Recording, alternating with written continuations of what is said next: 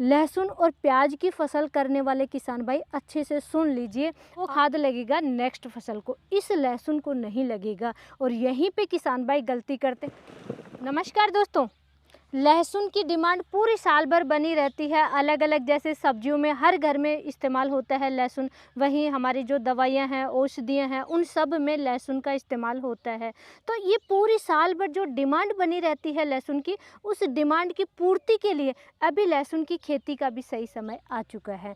और लहसुन की आप ये देखिए, पूरी साल भर जिस चीज़ की डिमांड बनी रहती है तो उसकी प्राइस भी आपको वैसे ही मिलेगी। सही समय पे सही वेराइटी को लगाओ, तभी आप इसमें ज़्यादा प्रॉफिट कमा सकते हो। लहसुन में लहसुन की सही वेराइटियाँ कौन सी हैं, कौन कौन सी वेराइटी आप लगा सकते हैं, कौन सी वेराइटी आपको नहीं लगानी चाहिए, कैसी मिट्टी होनी चाहिए, खेत की तैयारी कैसे करनी चाहिए, ये सबसे पहली और सबसे ज़रूरी स्टेप होता है। लहसुन लगाने से पहले या लहसुन लगाते समय आपको क्या क्या फर्टिलाइजर डालने हैं, कैसे आपको खेत की तैयारी करनी है, क्या क्या चीज़ें मिलानी है, जिसकी वजह से लहसुन की आगे चल कर के जैसे जर्मिनेशन हो, जड़ें खराब नहीं हो। लहसुन में एक सबसे भयंकर समस्या आती है, जैसे ही ऊपर हरे हरे पत्ते निकलने लगते हैं, जर्मिनेट होने लगता है, लेकिन नीचे दोस्तों खराब हो जाता है, इसकी जड़ें खराब हो जाती हैं, ये काला पड़ जाएगा। तो ये भयंकर समस्याएं देखने को नहीं मिलेगी अगर आप सही तरीके से इसकी बुआई करोगे। कौन से समय पे आपको बुआई करनी चाहिए, कहाँ पे खेती लार्ज स्केल पे होती है, संपूर्ण जानकारी आज की वीडियो में शेयर करने वाली हूँ। दोस्तों, लहसुन की खेती में आपको भी चाहिए ज़्यादा से ज़्यादा प्रोडक्शन और अच्छा मुनाफा, तो वीडियो के अंत तक आप जरूर बने रहें। तो सबसे पहले तो ये देखिए दोस्तों, लहसुन भी मेरे पास अलग अलग कई टाइप का है। ये देखिए सबसे पहले तो कितनी मोटी कली है, इस टाइप का लहसुन भी आता है, जो कि हम आगे डिस्कस करेंगे कौन सी बेस्ट वेराइटियां हैं। ये गोल लहसुन होता है, बिल्कुल ही इसमें कोई कली नहीं होती है, गोल लहसुन होता है। ये इस टाइप का लहसुन भी होता है। ये हल्का सा पिंक कलर का सा आता है, गुलाबी कलर का से पिंक कलर, हल्का सा पिंक कलर का इस टाइप का भी लहसुन होता है। हमारे पास देसी लहसुन भी होते हैं, देसी में भी अलग अलग वेराइटी आती हैं। तो बहुत टाइप की अलग अलग वेराइटियाँ हैं देसी लहसुन में या हाइब्रिड वेराइटी में। फार्मी लहसुन होता है, ऊटी लहसुन होता है। कौन सी सबसे बेस्ट वेराइटी कौन सी है वो आगे डिस्कस करेंगे। सबसे पहले आपको खेत की तैयारी करनी है। देखिए इस समय गंवार है, बाजरा है, मूंग है, जो भी फसलें हैं उनकी फटाफट आप कटाई कीजिए और खेत को खाली कीजिए। और खाली करके खाली ऐसे ही छोड़ना नहीं है, उसकी आपको खेत की जुताई करनी है अच्छे से। आप हैरो से कर सकते हैं या रोटावेटर से। जो फसल अवशेष है उनको आपको मिलाना है, यानी कि बिल्कुल खाली खेत नहीं रखना, क्योंकि जो भी आपने फसल कटाई की है उसके कम से कम 20 दिन या 15 दिन बाद में ही आप नेक्स्ट फसल की बुआई कर सकते हैं। अगर आप पहले करेंगे, जल्दबाजी करेंगे, तो लहसुन की फसल खराब हो जाएगी शुरुआती अवस्था में ही। जो पहले फसल थी उसके अवशेष सड़ाना बहुत ज़रूरी है। और सड़ाने के लिए, डिकम्पोज करने के लिए पहले आपको क्या करना है, हैरो से या फिर रोटावेटर से फसल अवशेषों को मिट्टी में मिला देना है।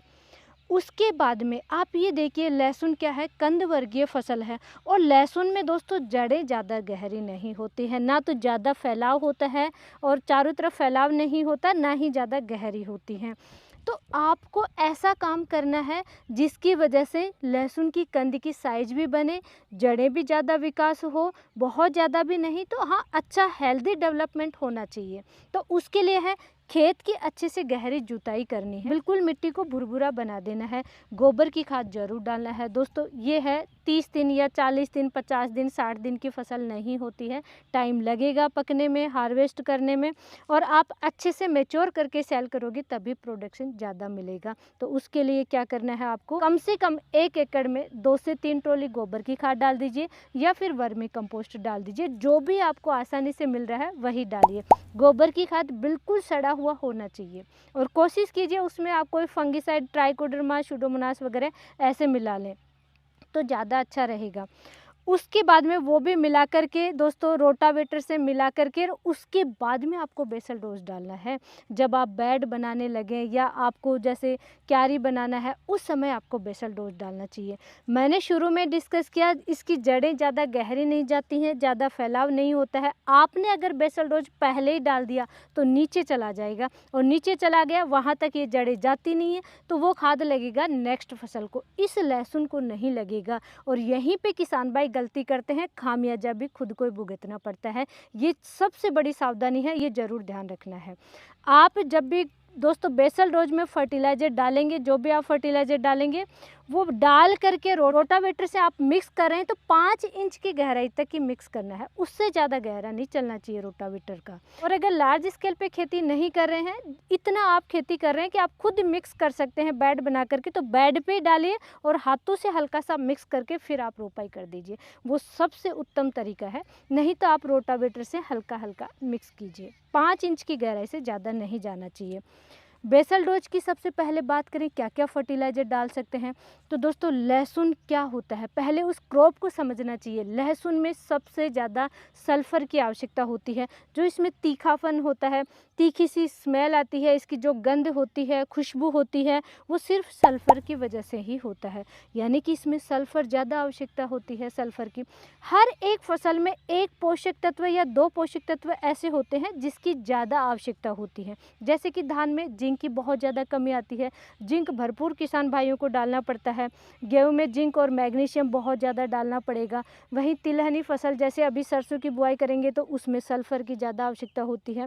वैसे ही लहसुन में दोस्तों सल्फ़र की ज़्यादा आवश्यकता होती है, सल्फ़र कंटेनिंग एमिनो एसिड ज़्यादा होता है। तो हम बेसल डोज की अगर बात करें तो आपको क्या लेना है, यानी कि एसएसपी फर्टिलाइज़र अगर मिल जाए तो एसएसपी 1 बैग ले लीजिए, सबसे बेस्ट रहेगा, क्योंकि एसएसपी में फॉस्फोरस आ जाएगा, कैल्शियम आ जाएगा और सल्फ़र आ जाएगा। इसी 1 बैग एसएसपी के साथ में 1 बैग आप डीएपी ले लीजिए ताकि फॉस्फोरस अच्छी मात्रा में मिल जाए। और इनके साथ में अब आपको यूरिया नहीं लेना है, क्योंकि डीएपी मिल रहा है तो वहाँ पे उसमें नाइट्रोजन है, और शुरुआती अवस्था में बहुत ज़्यादा नाइट्रोजन नहीं देना है, नहीं तो पत्ते लंबे हो जाएंगे और जलेबी रोग ज़्यादा आएगा। लहसुन में प्याज की तरह जलेबी रोग आता है। तो डीएपी 1 बैग, एसएसपी 1 बैग, इसके साथ में पोटाश आपको लेना है, एमओपी म्यूरेट ऑफ पोटाश जो लाल पोटाश आता है वो 25 केजी लेना है। और इनके साथ में एसएसपी डालने के बावजूद भी आपको बेंटोनाइट सल्फ़र भी लेना है, 10 केजी का 1 बैग आता है। बेंटोनाइट सल्फ़र दाल के आकार में जो सल्फ़र आती है वो आपको लेना है 10 केजी। इन्हीं फर्टिलाइज़र के साथ में 2 जादुई फर्टिलाइज़र हमेशा रिकमेंड करती हूँ, वो भी आपको ज़रूर लेना चाहिए। फुलविक एसिड 1 केजी लेना है और सीविड फर्टिलाइज़र भी 1 केजी लेना है। परसेंटेज अगर कम ज़्यादा है तो उस अनुसार आपको देखना है। मैं बात करती हूँ जेनरिक प्रोडक्ट की, जो प्योर फॉर्मुलेशन आती है वो आपको लेना है 1-1 केजी। सीविड भी और फुलविक भी। उससे क्या होगा दोस्तों, फुलविक से शुरू से स्टोरेज बढ़ेगा, रूट डेवलपमेंट होगा तो कंद की साइज बनेगी, जड़ें स्वस्थ रहेंगी, और कंप्लीट डेवलपमेंट होगा सीविड से। तो ये एक बूस्ट मिल जाता है शुरुआती अवस्था में फसल को, और बहुत अच्छा रिजल्ट मिलता है। डोज भी ज़्यादा नहीं होती है, 1-1 केजी होता है। उसके बाद में आप ये देखिए, ये बहुत ही सेंसिटिव क्रॉप होती है लहसुन और प्याज। इनमें आप बेसल डोज डाल रहे हैं तो कोई भी फंगिसाइड और कीटनाशक जरूर मिला लेना चाहिए। उससे ये होगा दोस्तों कि रोग भी नहीं आएंगे, कीटों का अटैक भी नहीं होगा। यहाँ पे आपको लेना है थायोफेनेट मिथाइल, जो रोको नाम से काफ़ी फेमस है। यह थायोफेनेट मिथाइल 70% पाउडर फॉर्म में जो फंगिसाइड आता है वो 500 ग्राम आपको लेना है। और इसी के साथ में रिजेंट अल्ट्रा आप ले लीजिए, जिसमें फिप्रोनिल आता है। तो रिजेंट अल्ट्रा 4 केजी वाला पैकेट 1 एकड़ के लिए आपको लेना है। ये सब मिक्स करके और 1 एकड़ के हिसाब से आपको डालना है, और इसी अनुसार ज़्यादा दूरी में खेती कर रहे हैं तो आप ज़्यादा ले लीजिए। बेसल डोज डाल करके हल्का सा मिक्स करके आप 3 तरीके से लहसुन की बुआई कर सकते हैं। सबसे पहला जो होता है, किसान भाई जैसे राजस्थान में बहुत ज़्यादा ऐसे खेती करते हैं क्यारी विधि द्वारा, तो क्यारी बना करके आप कर सकते हैं। लेकिन जहाँ पे बारिश ज़्यादा आ सकती है तो वहाँ पे दोस्तों ये समस्या आएगी कि लहसुन में पानी का भराव होगा और ये फसल ख़राब हो जाएगी। तो वहाँ पे आपको क्यारी विधि से नहीं करना है, वहाँ पे आप बेड विधि से खेती कीजिए, या जहाँ पे पानी की कमी है या आपको सबसे ज़्यादा प्रोडक्शन चाहिए तो वहाँ पे आपको बेड विधि से करना चाहिए। क्योंकि रूट ज़्यादा नहीं फैलाव होगा तो क्या होगा, आप ड्रिप से अगर फर्टिगेशन चलाओगे आगे चल करके तो रूट के बिल्कुल पास में फर्टिलाइज़र जाएगा और आसानी से ये अपटेक कर लेगा। इसलिए ड्रिप विधि द्वारा आप खेती कर रहे हैं बेड बना करके तो उसमें सबसे ज़्यादा प्रोडक्शन आपको मिलेगा। एमपी में जहाँ पे ब्लॉक विधि से खेती करते हैं, ब्लॉक बनाते हैं, थोड़ा सा ऊंचाई उठा करके और फिर ब्लॉक बना लेते हैं, तो वो ब्लॉक विधि द्वारा भी आप खेती कर सकते हैं। दोस्तों वैसे लहसुन की खेती राजस्थान, उत्तर प्रदेश, मध्य प्रदेश, पंजाब, हरियाणा इन स्टेटों में सबसे ज़्यादा होती है, और भारत देश में लहसुन का सबसे बड़ा उत्पादक राज्य है एमपी यानी मध्य प्रदेश। अब दोस्तों बात करेंगे हम वैरायटियों की, कौन सी वैरायटी का सिलेक्शन करें। मार्केट में तो लहसुन में बहुत सारी वैरायटियाँ आ चुकी हैं, जैसे कि G2 है, G50 है, G282 है, ऊटी लहसुन है, फार्मी लहसुन है या कश्मीरी लहसुन है। ये देखिए मेरे पास भी बहुत सारी अलग अलग वैरायटियाँ हैं। तो आप सोशल मीडिया पे देख करके या किसी के सजेशन ले करके फिर आपको लहसुन नहीं लगाना चाहिए, वैरायटी का सिलेक्शन नहीं करना चाहिए। आपको देखना है आपके एरिया में कौन से लहसुन की डिमांड ज़्यादा रहती है। मंडी प्राइस, अगर आप कॉमर्शियल खेती कर रहे हैं, लार्ज स्केल पे खेती कर रहे हैं, तो आपको देखना है मंडी में किसकी प्राइस अच्छी मिलेगी और उसके बाद में उस वैरायटी को ही लगाना है। और ये भी देखना है आपके एरिया में उस वैरायटी से प्रोडक्शन मिलता है कि नहीं मिलता है, आपके एरिया के अनुसार वो है या नहीं है। दोमट मिट्टी है, बलुई दोमट मिट्टी है, ऐसी मिट्टी में ही आपको लहसुन लगाना है। तो उसी अनुसार आपको वैरायटी का सिलेक्शन करना चाहिए। अब दोस्तों आपने अच्छी वैरायटी का तो सिलेक्शन कर लिया, लेकिन लगाना भी तो सही तरीके से है। सबसे बेस्ट तरीका है दोस्तों, लहसुन की आप कली निकालिए, उसमें से जैसे छोटी कली आती है, ये छोटी कली है, ये मोटी कली है, ये देखिए बिल्कुल बारीक कली को आपको हटा देना है, मोटी कली छांटनी है, मोटी कली लगाना है। उससे फ़ायदा क्या होगा, एक तो जब भी इसमें फुटाव होगा तो पत्ते थोड़े से चौड़े निकलेंगे, स्वस्थ निकलेंगे और ज़्यादा पत्ते निकलेंगे शुरू से ही। एक तो ये आपको ध्यान रखना है, यानी छोटी कलियों को अलग से छांट देना है, चाहे आप मशीन से बिजाई करें चाहे हाथ से लगाएं आप। ये आपको पहला काम करना है। सेकंड काम लगाने से पहले ही करना है, इसको उपचारित करना है। आप चाहे बेसल डोज में कोई सा भी फंगिसाइड डाल रहे हैं, लेकिन इसको उपचारित करना बहुत ज़रूरी है।